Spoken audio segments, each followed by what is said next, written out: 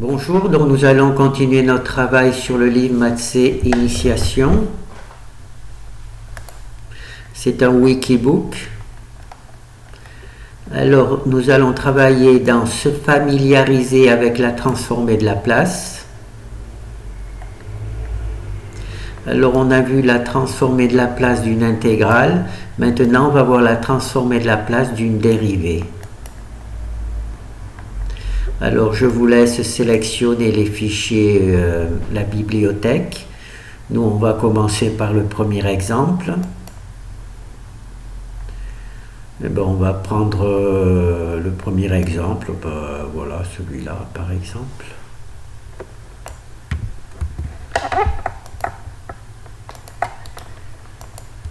Voilà. Donc FB c'est bon. Et ensuite, on va récupérer le fichier C0A. C'est le même principe que la vidéo précédente sur les intégrales.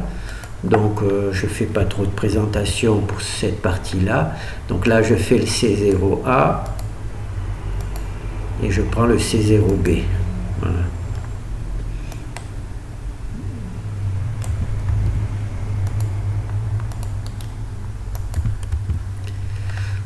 Bon, ben, on va sauver tout ça. Alors on va voir un petit peu ce qu'on peut lire dans le texte. Alors on va agrandir un peu. Hop, hop, hop, hop. Alors ce que l'on veut, le sujet sur lequel on veut travailler, c'est la transformée de Laplace d'une dérivée.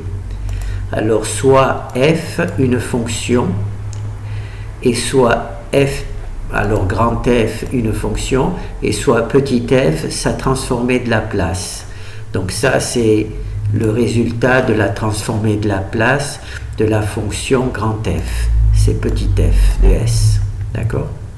Alors, une propriété de la transformée de Laplace nous permet d'écrire, si nous voulons calculer la transformée de Laplace de la dérivée de f de t, oh là, de la dérivée de f de t, si on connaît déjà fs, petit f, il suffit de multiplier par s et de f petit f de s et soustraire grand f de t, grand f de 0, pardon, grand f de 0. Voilà. Donc là on va voir, j'ai peut-être pas choisi le bon exemple. Oh là, ça c'est un peu gros.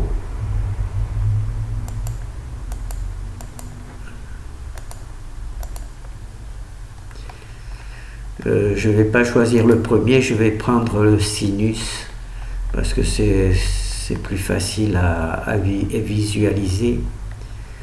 Alors le sinus c'est le f, donc je vais récupérer le fichier f.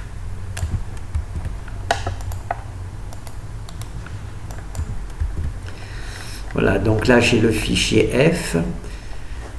Voilà, je le récupère ici. Je change le nom, enregistrer sous F.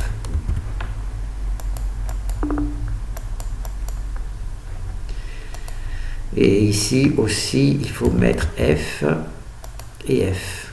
Voilà. Alors, on va voir ça dans le premier exemple. Alors, ici, on a notre fonction grand F de t. On a calculé ici sa transformée de Laplace, c'est l'algorithme qui permet de le faire, et on obtient petit f de s, d'accord? Et nous, ce que l'on veut, c'est pas la transformée de Laplace de f, mais la transformée de Laplace de sa dérivée, de la dérivée de grand f. Et donc, plutôt que de refaire le calcul de l'intégrale, il suffit de récupérer cette valeur-là, que l'on met ici, de la multiplier par s et d'en soustraire moins f de 0. Alors ici, dans notre cas particulier, f de t, c'est sinus de t, d'accord? La transformée de Laplace, c'est 1 sur sinus au carré plus 1, ça c'est la transformée de Laplace de sinus. Nous, ce que l'on veut, c'est la transformée de Laplace de la dérivée de f, donc de la dérivée de sinus. Donc on prend s, on multiplie par fs, petit f de s, et on soustrait C0. Alors dans notre cas particulier, s, on multiplie s par cette valeur-là, qui est la transformée de la place de sinus, et on soustrait moins sinus de 0. Sinus de 0. Et quand on fait tout ce calcul, on obtient cette valeur-là. Et cette valeur-là, c'est tout simplement la transformée de la place de cosinus. Puisque la dérivée de sinus, c'est cosinus, alors ici, l'on obtient cosinus. D'accord? Et on obtient 0,255. Non, pardon. Là, on travaille quand S est égal à 0, donc ça doit être un quart. Quand S est égal à un quart, ce calcul-là nous donne 0,235. Maintenant, on va faire la même chose, mais à partir de l'intégrale. Alors là, c'est toujours la même chose. Hein. C'est la transformée de la place pour grand F, c'est petit f de s. Alors nous, ce qu'on veut, c'est pas la transformée de la place de grand F de t, mais c'est la transformée de la place de grand F, de la dérivée de grand F de t. Donc on va utiliser cette formule-là. Alors ici, on a la transformée de la place de la dérivée de f qui est égale à cette valeur-là. Donc, la transformée de la place de la dérivée de sinus, c'est cosinus. Donc, on calcule la transformée de la place numériquement, hein, même si ça ne veut peut-être pas dire grand-chose. On obtient 0,235. Et quand on calcule à partir de la transformée de la place S multiplié par petit f de S moins f grand F de 0, on obtient la même valeur. Voilà. D'accord? Et cette valeur-là, on peut l'obtenir grâce à Mathematica, tout simplement en prenant la dérivée de la fonction sinus. Donc la dérivée de la fonction sinus est cosinus. Donc on va juste vérifier.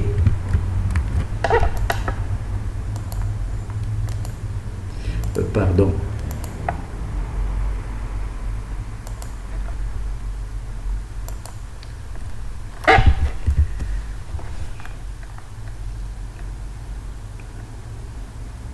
Voilà, la dérivée de la place de cosinus, qui est la dérivée de sinus, c'est s sur s au carré plus 1, s sur s au carré plus 1. D'accord? Voilà. Cette valeur-là nous donne s sur s au carré plus 1. Alors, peut-être qu'on va la calculer manuellement pour vous montrer.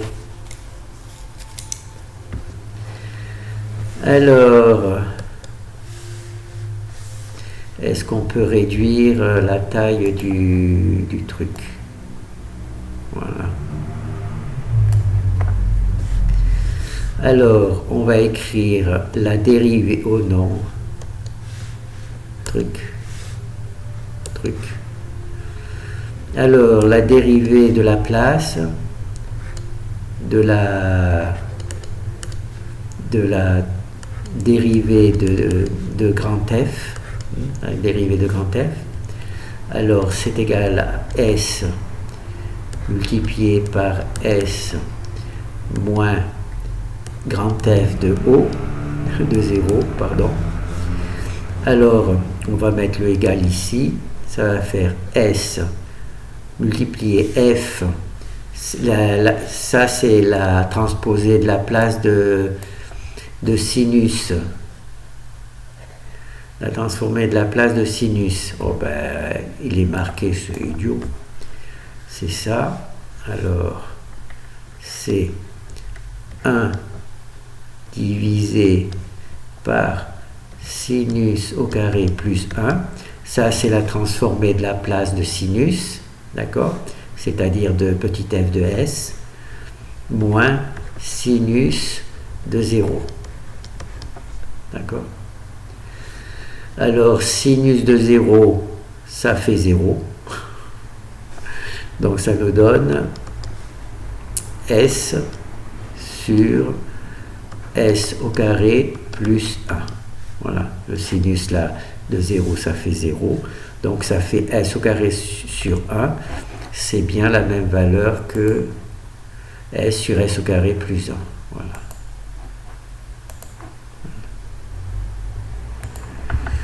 Donc, il n'y a rien de particulier. Ce que l'on va faire maintenant, c'est cosinus hyperbolique, par exemple. On va jouer avec le feu, voir si on arrive à s'en sortir. Donc là, il y a le sinus hyperbolique. On va faire le cosinus hyperbolique pour changer un peu pas avoir toujours les mêmes valeurs.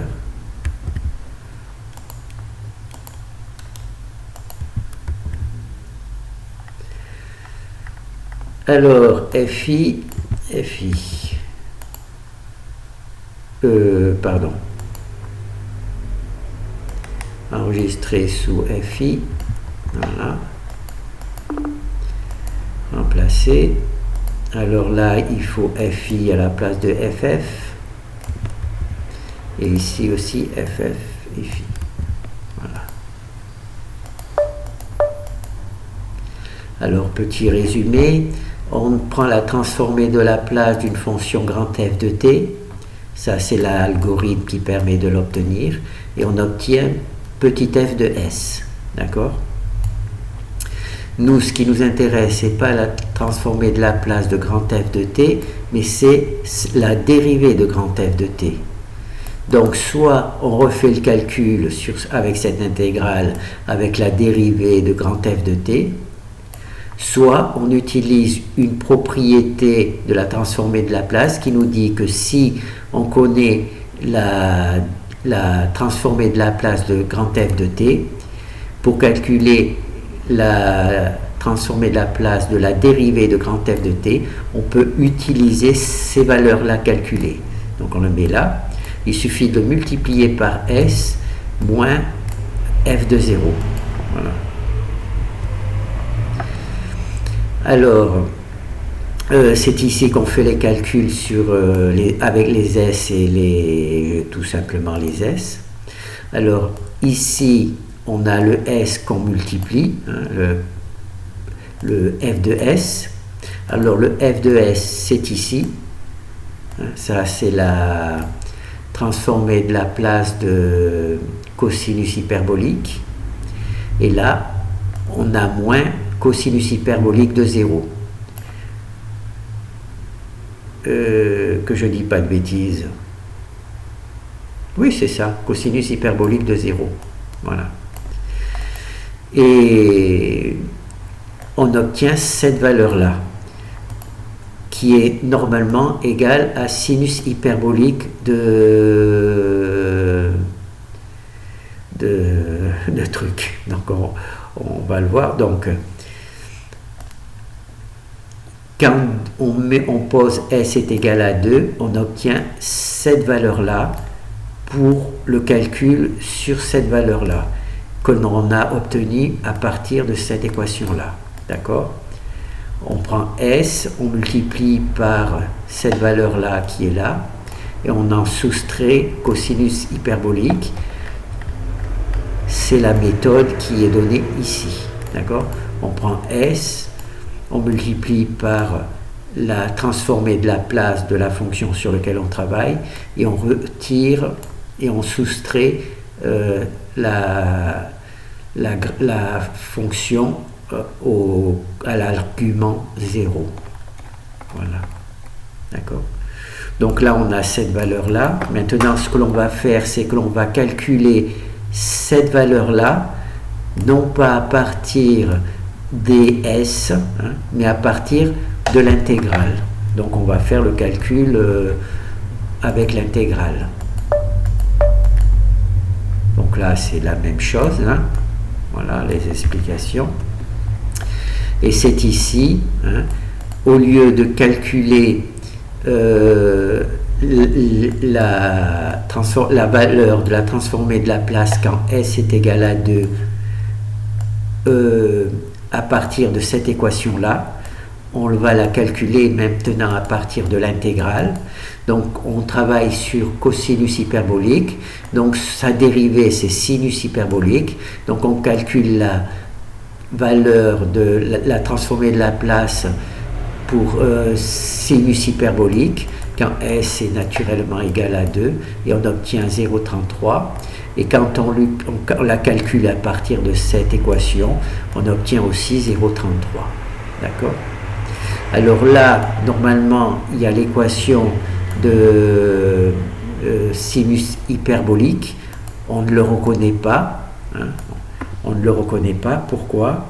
Pourquoi on ne le reconnaît pas? C'est pour ça que j'avais écrit là, mais je m'étais trompé. Alors, là, je voulais faire les calculs, mais là, les calculs étaient évidents. Et c'était ici que les calculs n'étaient pas évidents et je ne me rappelais plus. Alors, nouveau, fermé. Alors là, c'est la transformée de la place de f de t.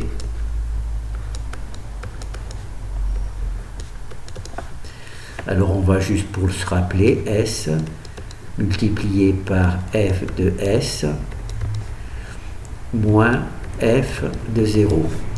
Alors, s multiplié, ça c'est bon. Alors, là, c'est la transformée de la place de cosinus hyperbolique. Alors, le cosinus hyperbolique, c'est s sur s au carré moins 1. Ça, c'est le cosinus hyperbolique. Bon, ça, il faut le connaître.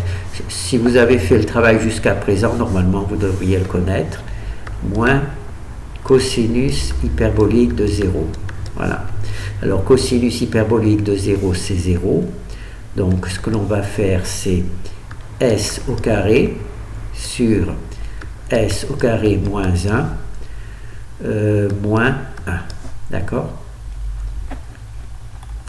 Alors là, on ne reconnaît pas du tout le... Normalement, ça doit être égal au sinus hyperbolique. Sinus hyperbolique, puisque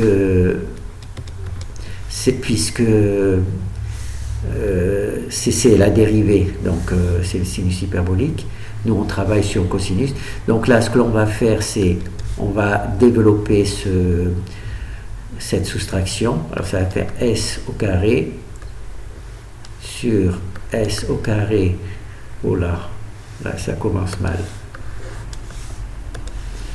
Je crois que c'est écrit un peu petit. Voilà. Là, je ne sais pas si ça ne va pas écrire un peu gros. S au carré sur S au carré moins 1 moins. Donc S au carré moins 1 sur S au carré moins 1. D'accord, le moins 1, je le remplace par cette valeur-là. Alors là, je fais la soustraction et j'obtiens ces deux-là s'annulent. Il me reste donc moins, donc ça fait plus 1 sur S au carré moins 1. Et S au carré moins 1, c'est naturellement sinus hyperbolique. Le sinus hyperbolique, c'est 1 sur S au carré moins 1.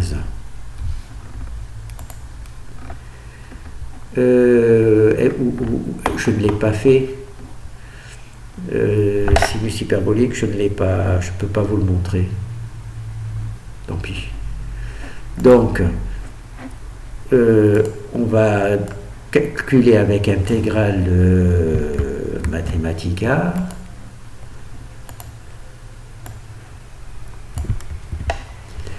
Voilà. Donc là, c'est ici, c'est vrai que c'est ici qu'on calcule le truc, et c'est 1 sur S au carré moins 1. Sinus hyperbolique, 1 sur sinus au carré moins 1.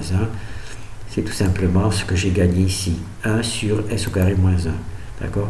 Là, dans la dans cette écriture-là, s au carré sur s au carré moins 1, ça ne se voit pas, mais si on développe, on obtient bien la valeur que l'on obtient ici avec Mathematica. Voilà. Bon, ça on va le fermer. Hop, non pas sauvegarder. Donc voilà. Alors là, c'est une nouvelle. On va un peu plus loin. Donc on a vu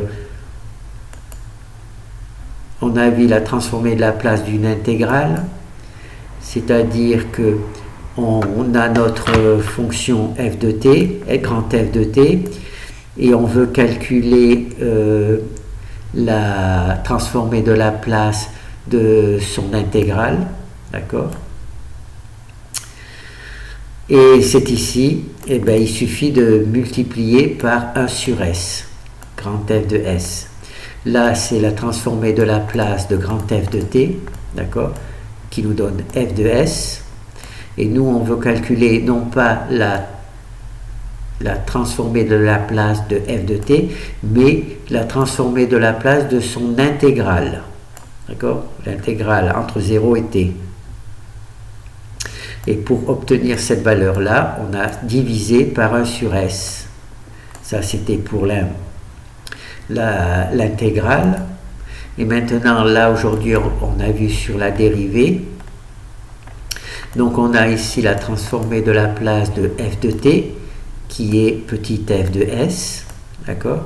Nous, ce qui nous intéresse, c'est pas calculer la transformée de la place de f de t, mais de sa dérivée. D'accord? Alors, soit on calcule, comme j'ai fait moi, directement, on introduit la dérivée et on calcule l'intégrale de la dérivée, hein, ou, pour être plus rapide, étant donné qu'on connaît déjà f de s, il suffit de multiplier par s cette valeur-là et d'en soustraire moins grand f de 0. Et on obtient directement, sans passer par l'intégrale, la transformée de la place de la dérivée de f' de t. Voilà. Donc là, c'est un peu, ça commence à devenir chaud, hein. Voilà. Donc on a vu la transformée de la place et la transformée de la place de la dérivée. Voilà. Donc on avance petit à petit. Et là, bien entendu, on a vu qu'on récupérait, on vérifiait avec Mathematica ce qui était possible de vérifier. Alors comme je vous ai expliqué, hein, ce genre de travail, vous ne le ferez pas. C'est juste pour vérifier que cette équation-là correspond bien, quand on donne une valeur à S, elle correspond bien à la même valeur que l'on peut obtenir en travaillant directement sur l'intégrale. Ici, on obtient une valeur numérique à partir de la transformée, des valeurs de la transformée de la place et des propriétés qui correspondent pour le calcul des dérivées, c'est-à-dire là la propriété c'est de multiplier par s petit f de s moins grand f de 0, d'accord, et on obtient donc une valeur. Et moi j'ai fait la même chose mais simplement à partir de l'intégrale, c'est-à-dire qu'on met directement, comme là on travaille avec la dérivée, donc on met directement la dérivée de la fonction sur laquelle on travaille. Nous on travaillait sur la fonction cosinus qui a disparu. Notre fonction cosinus, ah ben si, elle est ici, cosinus hyperbolique. Voilà, donc là nous on travaille pour f avec la fonction cosinus hyperbolique. Donc là on a introduit la dérivée de la fonction cosinus hyperbolique et on obtient la même valeur du point de vue numérique ici et ici, ici à partir de l'intégrale et ici en remplaçant s par des valeurs que l'on a choisies qui sont aussi introduites dans l'intégrale ici. Voilà. Donc on a les mêmes valeurs. C'est juste un travail pour pour me rassurer parce que ce n'est pas évident de dire que cette valeur-là, c'est égal à cette intégrale-là. Hein. En fait, c'est même ici, hein. Cette intégrale-là est égale à cette valeur-là. C'est pas évident de comprendre comment ça marche. Et donc, c'est la raison pour laquelle j'ai décidé de donner des valeurs à S, ce qui m'a permis donc de calculer cette valeur-là. Et quand j'ai mis une valeur à S, cette intégrale-là qui donne une fonction va donner une valeur. D'accord ? Cette intégrale-là, quand je la calcule avec Mathematica, est-ce que j'arrive à voir Mathematica ici ? Historique, voilà. Voilà. Quand je donne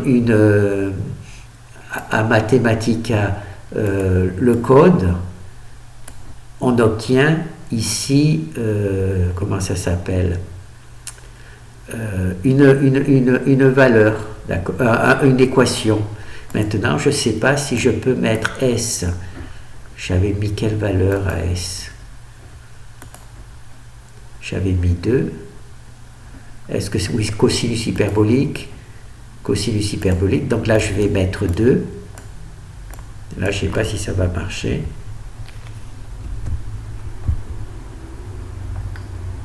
Voilà, et bien on retrouve 0,33. Vous voyez, là, quand j'ai mis un 0,33,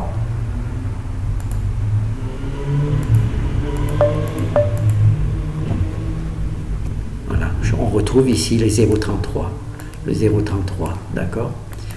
Et moi, c'est simplement parce qu'on se retrouve avec, dans l'étude de la transformée de Laplace, avec des trucs comme ça, hein, des lettres qui se suivent, et je me suis demandé, est-ce que véritablement, si on donnait des valeurs à ces lettres, est-ce qu'on obtiendrait véritablement la même valeur en donnant une valeur à cette lettre, c'est-à-dire le S, et si ou à l'intégrale, d'accord?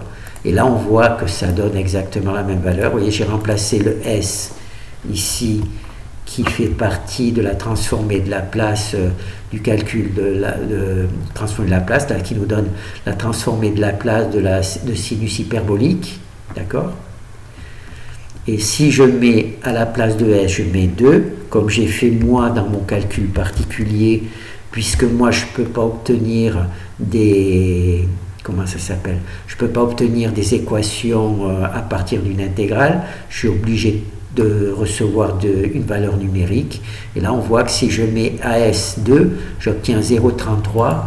Comme quand j'ai mis AS2 ici, j'ai bien retrouvé avec mon intégrale 0,33. Voilà. Donc, ça ne veut pas dire que ce travail est juste, mais on a quand même des valeurs identiques avec Mathematica, et une fois dans mon calcul avec l'intégrale qui nous donne 0,33, et une fois avec l'équation, hein, qui est une des propriétés qui permet de calculer la dérivée directement, lorsqu'on connaît la transformée de Laplace de la fonction, et bien on obtient aussi 33. Donc, je pense qu'on s'en sort pas trop mal, hein. Je ne sais pas jusqu'où on peut aller dans ce domaine, mais donc on en a fait, qu'est-ce qu'on a fait comme travail? Alors là, on a fait, première approche, c'était les fonctions les plus simples, par exemple sinus de x, cosinus de x. La deuxième approche, c'était les fonctions un peu plus composées, c'est-à-dire sinus de a de x, cosinus de a de x, donc il y avait un petit paramètre. Là, c'était, on connaît la transformée de Laplace de grand F de t, on veut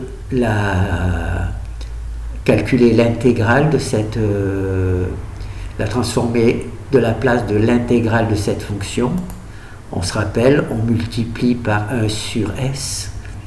Et là, on veut la transformer de la place d'une dérivée, c'est-à-dire qu'on connaît la transformée de la place de la fonction grand t, grand f de t.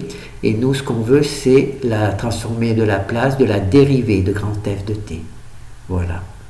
Bon, ben, je pense qu'on en a fait le tour un petit peu. Merci.